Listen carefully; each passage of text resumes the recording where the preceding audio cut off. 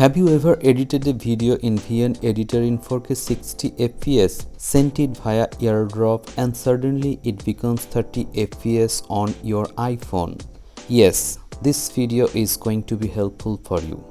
Many iPad users, especially iPad 10th generation and 11th generation users, are facing this issue. You export in 4K 60 fps, but after AirDrop the smoothness is gone.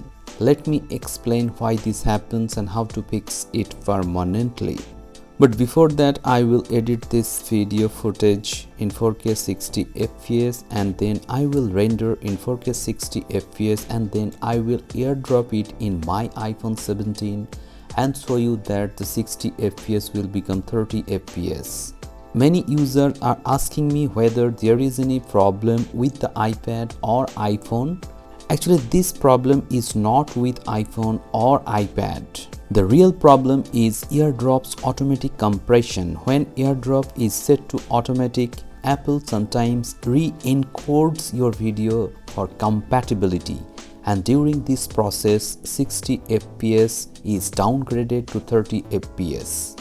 VN editor generally exports video in HEVC codec variable frame rate. AirDrop doesn't like this combination, so it thinks, let me optimize this, and boom, your 60 fps become 30 fps.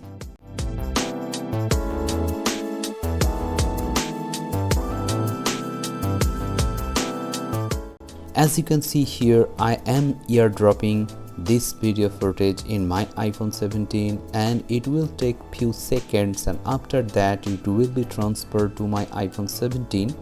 Now it is almost done. As you can see here, I will click on the video and now I will go into the details. As you can see here, 60 fps is gone and 30 fps is there instead of 60 fps. In order to get rid of this problem, you have to leave VN editor.